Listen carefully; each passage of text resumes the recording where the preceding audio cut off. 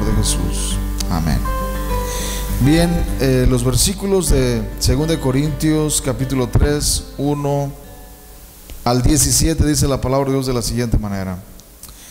¿Comenzamos otra vez a recomendarnos a nosotros mismos? ¿O tenemos necesidad, como algunos, de cartas de recomendación para vosotros o de recomendación de vosotros? Nuestras cartas sois vosotros, escritas en nuestros corazones, conocidas y leídas por todos los hombres, siendo manifiesto que sois carta de Cristo expedida por nosotros, escrita no con tinta, sino con el Espíritu del Dios vivo, no en tablas de piedra, sino en tablas de carne del corazón. Y tal confianza tenemos mediante Cristo para con Dios, no que seamos competentes por nosotros mismos para pensar algo como de nosotros mismos, sino que nuestra competencia proviene de Dios, el cual asimismo nos hizo ministros competentes de un nuevo pacto, no de la letra, sino del Espíritu. Porque la letra mata, mas el Espíritu vivifica. Y si el ministerio de muerte grabado con letras en piedras fue con gloria, tanto que los hijos de Israel no pudieron fijar la vista en el rostro de Moisés, a causa de la gloria de su rostro, la cual había de perecer, ¿cómo no será más bien con gloria el ministerio del Espíritu? Porque si el ministerio de condenación fue con gloria, mucho más abundará en gloria el ministerio de justificación. Porque aún lo que fue glorioso no es glorioso en este respecto, en comparación con la gloria más eminente. Porque si lo que perece tuvo gloria, mucho más glorioso será lo que permanece. Así que teniendo tal esperanza, usamos de mucha franqueza, y no como Moisés, que ponía un velo sobre su rostro para que los hijos de Israel no fijaran la vista en el fin de aquello que había de ser abolido. Pero el entendimiento de ellos se embotó, porque hasta el día de hoy, cuando leen el antiguo pacto, les queda el mismo velo no descubierto, el cual por Cristo es quitado. Y aún hasta el día de hoy, cuando se lee a Moisés, el velo está puesto sobre el corazón de ellos. Pero cuando se conviertan al Señor, el velo se quitará. Porque el Señor es el Espíritu, y donde está el Espíritu del Señor, ahí hay libertad. Bien, hermanos, en esta mañana estaremos examinando el capítulo 16 del libro que hemos estado llevando. He aquí el estándar. Y el tema del capítulo de hoy se titula La discontinuidad sobre la ley entre los pactos. Antes de seguir examinando, o antes de comenzar a examinar este capítulo, yo quisiera aclarar lo que la palabra discontinuidad significa, porque una de las áreas fundamentales del capítulo 16 es el énfasis en la discontinuidad entre los dos pactos, que es el antiguo pacto y el nuevo pacto. Existe una discontinuidad. Ahora bien, ¿qué significa la palabra discontinuidad? La palabra discontinuidad, hermanos, significa algo que ya no es válido, algo que ya no lo... Por ejemplo, si nos referimos a un producto que está descontinuado, vamos a hablar de los autos. Hay autos, hermanos, que fueron hechos en cierto año, y tanto la marca Ford como la compañía Chevrolet han creado modelos de autos para... Supuestamente eran modelos innovadores, modelos que traerían ciertas ventajas. Pero cuando las personas compraron ese auto, hermanos, se dieron cuenta que tenía muchos desperfectos y que ese auto no funcionaba como debería funcionar. Así que lo que muchas veces ha hecho por ejemplo, la Chevrolet, la Ford, es descontinuar ese modelo, descontinuarlo. Y cuando hablamos de descontinuar, significa que ya no lo siguen haciendo. Ese modelo de auto simplemente ya no se puede comprar en los dealers o en los concesionarios donde venden los autos. Esos autos simplemente ya no están disponibles, están descontinuados. Y los que hay por ahí en las calles, los dueños saben que ese modelo simplemente ya no lo hacen, ya no lo siguen haciendo, y que más vale que ellos se deshagan de ese auto porque es un modelo descontinuado. Y así podemos aplicar esa palabra a muchas otras cosas. Se descontinúa la medicina, se descontinúan la ropa, por ejemplo, se descontinúa muchas otras cosas. La comida se descontinúa también, en la comida que se enlata o esa comida, por ejemplo, tiene una fecha de caducidad, la medicina también, caducidad. Así que algo que está descontinuado es algo que está pasado de caducidad o algo que ya no siguen haciendo. Y ese es el énfasis del autor en este capítulo 16, que existe una discontinuidad entre el antiguo pacto y el nuevo pacto. Y vamos a ver cuáles son esas discontinuidades en esta mañana. Dice la introducción: el nuevo pacto supera al antiguo en gloria, poder, realización y finalidad. Lo dicho hasta el presente no niega en lo más mínimo que hay algunas formas de discontinuidad entre el Antiguo Testamento y el Nuevo Testamento, es decir, entre el viejo pacto y el nuevo pacto, respecto a la ley de Dios. Lo que indica es que cualquier discontinuidad tiene que ser enseñada por la palabra de Dios y no ser añadida como una presuposición categórica teológica a la palabra de Dios. Podemos examinar ahora tales bíblicamente basadas discontinuidades entre los pactos antiguo y nuevo, a causa de que la ley de Dios juega un papel central en su tratamiento de su pueblo. Es muy apropiado que el contraste entre estos dos pactos tenga fuerza con relación a esa ley. Ahora bien, lo que el autor nos muestra, hermanos, en esta introducción es que el antiguo pacto no es exactamente el mismo que el nuevo pacto. Aunque hay muchas similitudes, también hay discontinuidades. Y esas discontinuidades son las que uno tiene que entender, comprender, para no caer, por ejemplo, en el error de los judíos del primer siglo. Los judaizantes en el primer siglo, a los cuales el apóstol Pablo tuvo que refutar duramente, ellos negaban estas discontinuidades. Y ellos enseñaban, por ejemplo, que el cristiano, el creyente en Jesucristo, tenía que seguir circuncidándose todavía para poder pertenecer al pueblo del pacto, al pueblo de Dios. El creyente en Cristo tenía que someterse al rito de la circuncisión. Y el apóstol Pablo claramente muestra, hermanos, en su epístola de Gálatas, que esto es algo totalmente equivocado, porque el antiguo pacto tiene discontinuidades con el nuevo pacto, y una de las discontinuidades es la circuncisión. Otra de las discontinuidades son los sacrificios de animales. Los sacrificios de animales quedaron abolidos, quedaron descontinuados, porque el sacrificio de Cristo, hermanos, es perfecto y es el único que realmente cuenta ahora. No los sacrificios de animales que se hacían en el tiempo antiguo, sino el sacrificio perfecto de Cristo. Así que el autor nos va a mostrar algunos aspectos de por qué el nuevo pacto supera al antiguo pacto. ¿Por qué razón el autor de Hebreos dice que el nuevo pacto es mejor que el antiguo? ¿Por qué razón el nuevo es mejor?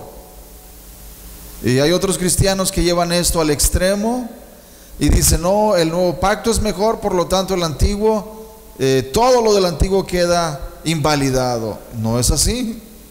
Ese es otro error también que tenemos que entender, y el autor trata de mantener ese balance. El autor muestra que hay continuidades, pero también hay descontinuidades, y eso es muy interesante, hermanos, entenderlo. Este último párrafo del autor es bastante interesante.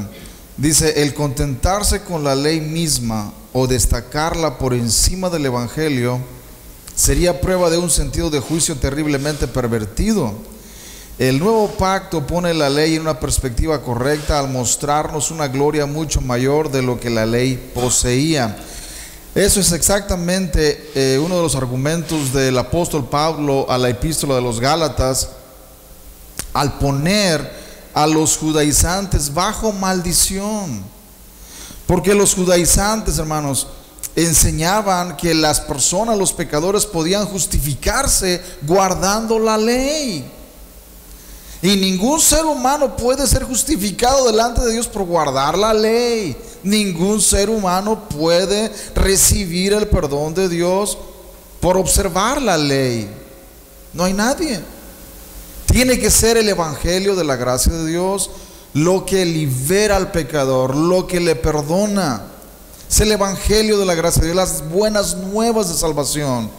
Pero una vez que ese pecador ha sido perdonado, ha sido liberado, esa persona nueva, esa nueva criatura, ahora está obligado a someterse a la ley de Dios, a las demandas de Dios, debido a que puede hacerlo, debido a que tiene el poder que le capacita para someterse a los mandamientos de Dios. Pero una persona que desea justificarse y desea obtener el perdón de Dios a través de guardar los mandamientos de Dios o la ley de Dios, el apóstol Pablo dice que queda bajo la maldición de la ley, porque nadie puede guardarla perfectamente. Ningún ser humano puede hacerlo. Así que el autor de este libro nos muestra en el primer apartado, dice: el nuevo pacto supera al viejo pacto en gloria. El inciso A: mientras que el viejo pacto fue fundamentalmente una administración de condenación y muerte, el nuevo pacto es una administración de justicia y vida. Hermanos, ¿por qué el antiguo pacto fue una administración de condenación y muerte? Porque la ley de Dios es santa y perfecta y exigía que las personas la guardaran perfectamente. ¿Y qué hacían las personas? Fallaban vez tras vez. Fallaban. Y como fallaban y transgredían la ley de Dios, esas personas, hermanos, eran llevadas a la muerte, eran asesinadas. Por eso el antiguo pacto era una administración de condenación y muerte, porque la ley les decía lo que las personas tenían que hacer, pero no les daba el poder para hacerlo. Ese era el problema. No tenían el poder para guardar perfectamente la ley de Dios. Y cada vez que un israelita quebrantaba los mandamientos de Dios, por ejemplo, cada vez que un joven o un muchacho maldecía a los padres, era llevado a la muerte, hermanos, porque la ley demandaba la pena de muerte, la pena capital, para los jóvenes que maldecían a sus padres. Por esa razón el antiguo pacto era un pacto de administración, era un pacto de condenación y muerte, porque condenaba a todos aquellos que quebrantaban los mandamientos de Dios. En contraste, hermanos, el nuevo pacto es una administración de justicia y vida. ¿Por qué es de justicia y vida? Porque ahora los pecadores, hermanos, no son asesinados. Los pecadores que reconocen su pecado son perdonados bajo el nuevo pacto, bajo el evangelio de la gracia de Dios. Son perdonados. Y cuando son perdonados, se les da el poder para que ellos puedan someterse a los mandamientos de Dios y puedan obedecer estos mandamientos y hay una gran ventaja entre el nuevo pacto y el antiguo, y es que ahora en Cristo el creyente tiene el poder no solamente para someterse a los mandamientos de Dios, pero también para amar la ley de Dios, mucho mejor que los creyentes del Antiguo Testamento. El inciso B, el autor dice: el nuevo pacto proporciona al creyente una confianza mayor en su acceso a Dios. Y dice: la ley del viejo pacto prometió el perdón al pecador en base a los sacrificios de animales, pero la imperfección de este arreglo fue evidente por el hecho de que se ofrecían meros animales y que los sacrificios se repetían una y otra vez. Hebreos 10:4. Todavía había una distinción entre el creyente y Dios, porque solo el sumo sacerdote podía llegar ante la presencia misma de Dios en el lugar santísimo una vez por año. Un velo separaba a la gente de su Dios, pero con la obra sacrificial de Cristo, que limpia a los creyentes bajo el nuevo pacto, el velo se rasgó en dos.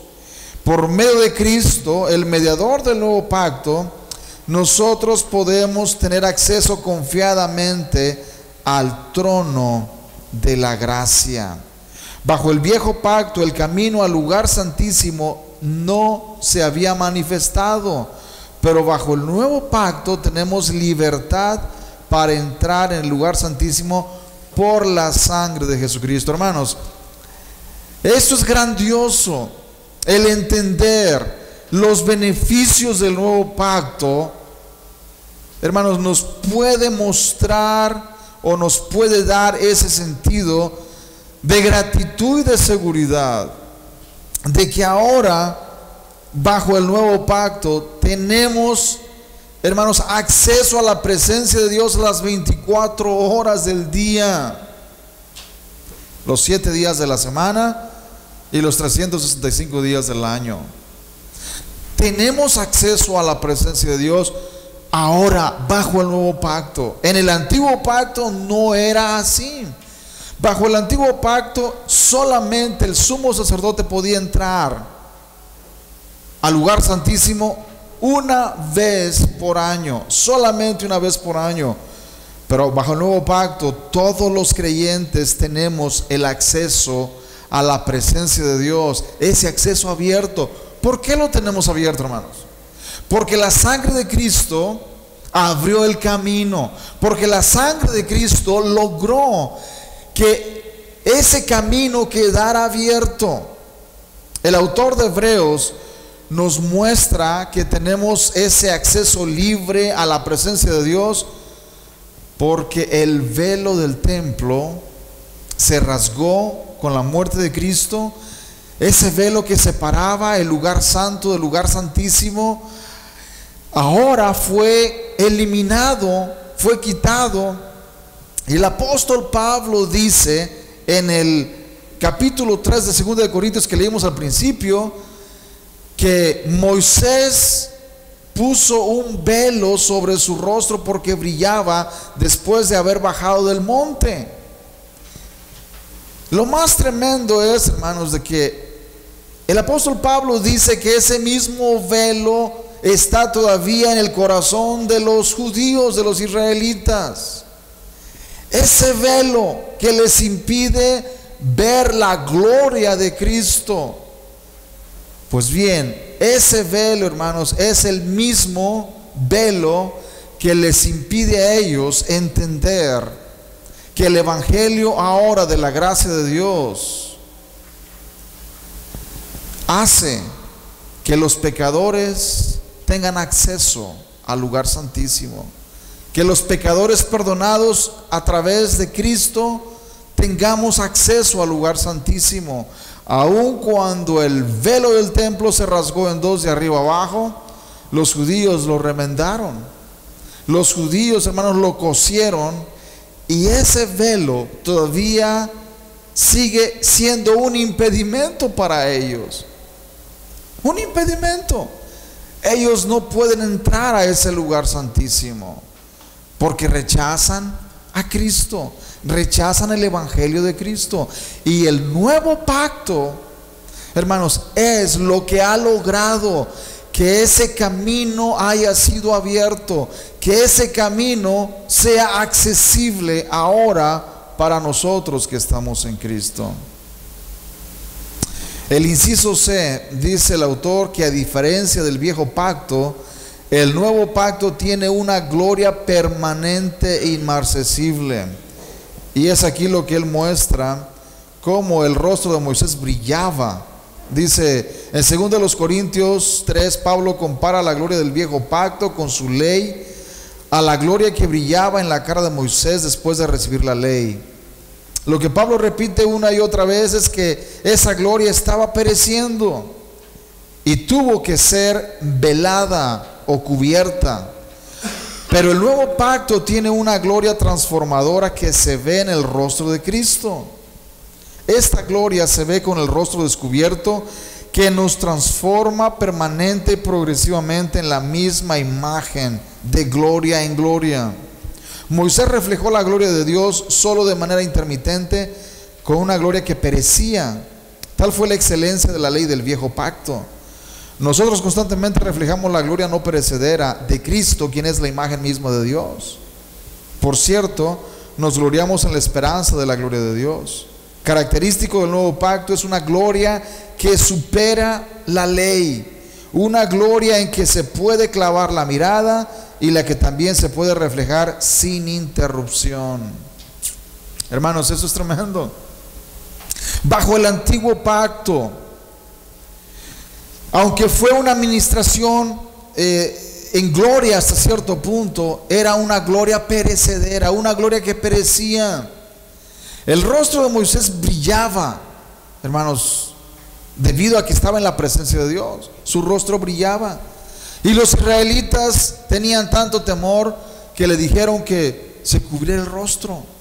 Y Moisés tuvo que cubrirse el rostro, hermanos, porque su rostro brillaba. Y esa gloria estaba destinada a perecer.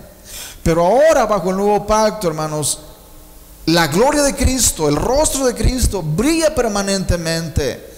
Porque Cristo es mejor que Moisés. Cristo es mejor que Moisés. Y el nuevo pacto es mejor que el viejo pacto. Eso es tremendo. Es el énfasis de Hebreos.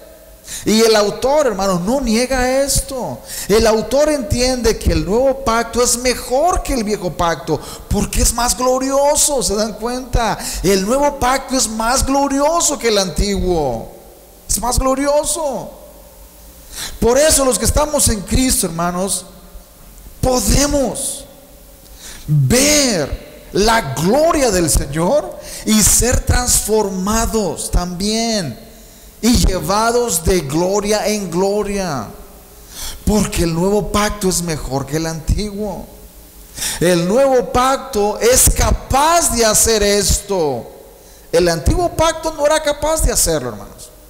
Pero el nuevo pacto es capaz de transformar nuestra vida, de cambiarnos de tal manera, hermanos, que nuestra vida pueda reflejar la gloria de Cristo. Eso es lo que es el nuevo pacto. Que nuestras vidas sean un reflejo de la gloria de Cristo.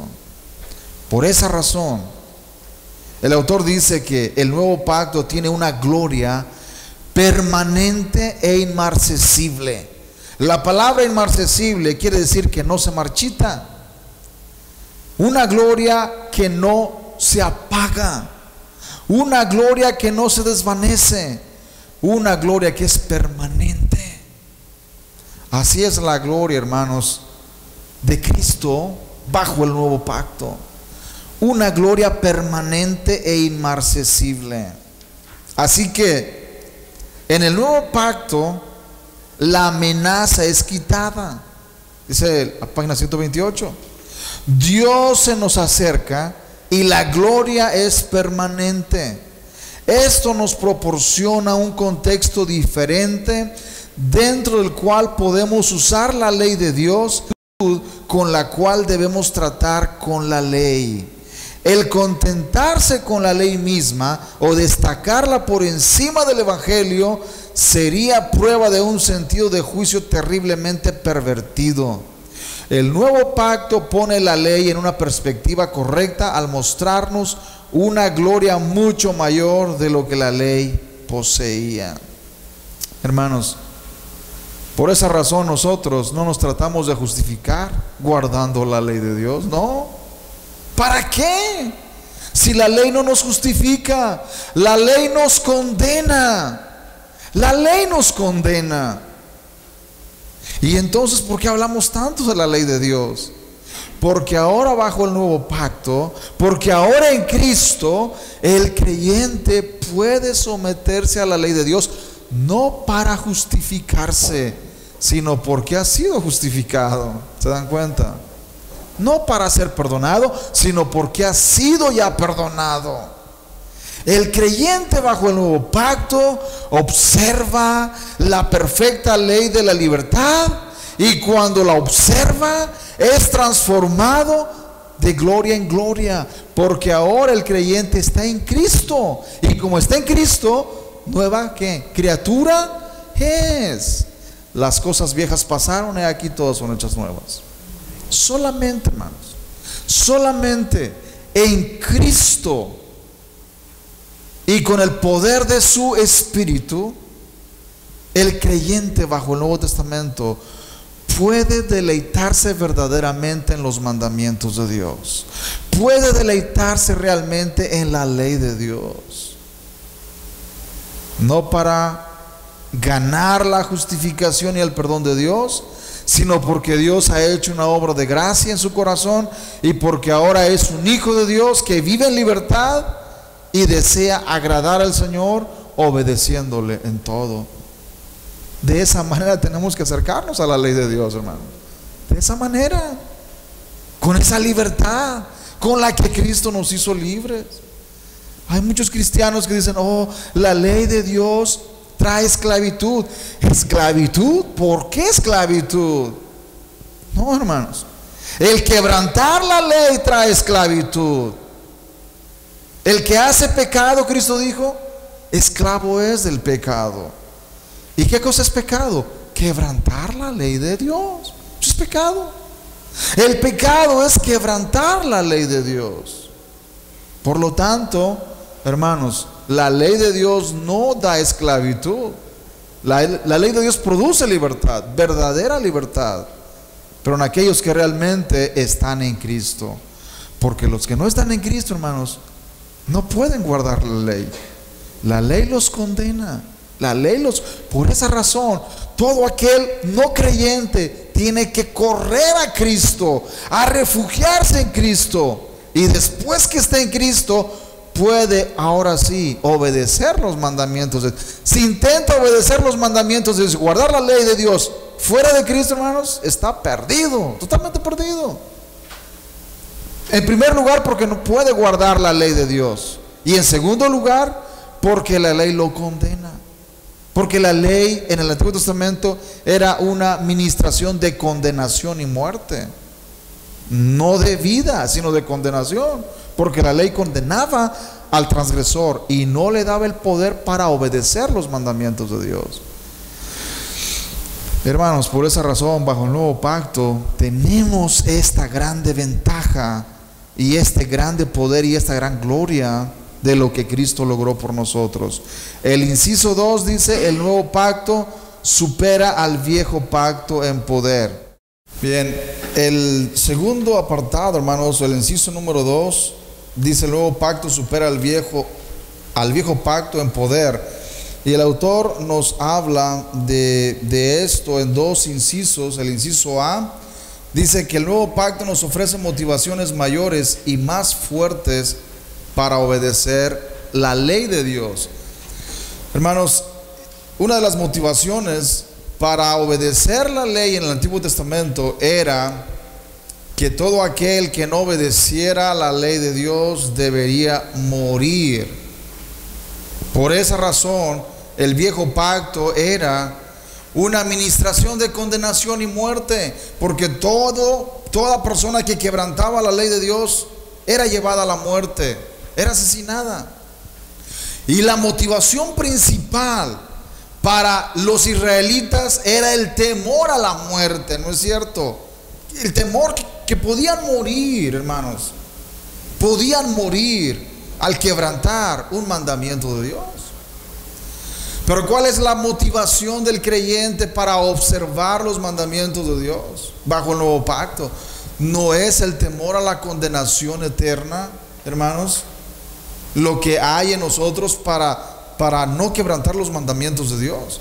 La motivación debe ser de que amamos a Dios por encima de todas las cosas, de que la obediencia a los mandamientos de Dios es producto del amor, hermanos, que hay hacia Él.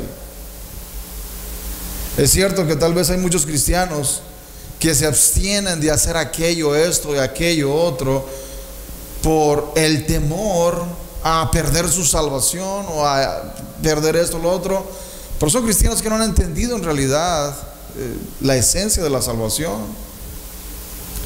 El cristiano, hermanos, la motivación más importante para la obediencia del cristiano bajo el nuevo pacto es el amor a Dios. Y el autor dice en el inciso número 1, el nuevo pacto nos ofrece motivaciones mayores y más fuertes para obedecer la ley de Dios. Y el inciso B, a diferencia de la ley del viejo pacto, el nuevo pacto da poder para obedecer el modelo revelado de justicia. El antiguo pacto solamente exigía obediencia, pero no daba poder para obedecer la ley de Dios. Pero bajo el nuevo pacto, hermanos, el Espíritu Santo nos da el poder para obedecer los mandamientos de Dios. Así que existe una ventaja muy grande ahora bajo el nuevo pacto. El profeta Jeremías, profetizando, dijo que vendría un día cuando el Señor escribiría sus leyes en el corazón de las personas, ya no más en 2 tablas de piedra, sino en el corazón de su pueblo. Y estamos viviendo ese tiempo, hermanos, el tiempo del nuevo pacto, el tiempo cuando Cristo vino e hizo un nuevo pacto con su pueblo. Y ahora su pueblo tiene la ley de Dios grabada en sus corazones. Y podemos obedecer la ley de Dios. Podemos someternos a los mandamientos de Dios. Y hermanos, alegrarnos y regocijarnos en ese hecho. Porque estamos bajo una administración de vida, no de condenación y muerte, sino de vida. Una condenación, una administración no de condenación como el Antiguo Testamento, sino una administración muy diferente. Dice el autor en la última parte: en el bosquejo anterior nosotros encontramos discontinuidades sumamente significativas entre el viejo y el nuevo pacto relacionadas a la ley de Dios. El nuevo pacto supera la ley del viejo pacto, según las escrituras del Nuevo Testamento, tanto en gloria como en poder. El nuevo pacto pone la ley en perspectiva y la pone en práctica, superando su carácter amenazador, básico, inseguridad y gloria perecedera, al proveer más motivaciones para la obediencia, como también el poder para cumplir con las demandas de la ley. Tenemos el poder para cumplir con las demandas de la ley bajo el nuevo pacto. No era así en el antiguo pacto, hermanos. Pero ahora bajo el nuevo pacto tenemos el Espíritu Santo que ha sido dado a nuestras vidas, está en nuestro corazón, y podemos someternos a los mandamientos de Dios. Obviamente, todo aquel creyente, hermanos, que dice ser hijo de Dios y vive sin someterse a los mandamientos de Dios, tendría que examinarse a sí mismo, porque todo hijo de Dios debe someterse a los mandamientos de Dios, porque le ha sido dado el poder para hacerlo. Tenemos el Espíritu Santo y de esa manera podemos someternos a los mandamientos del Señor.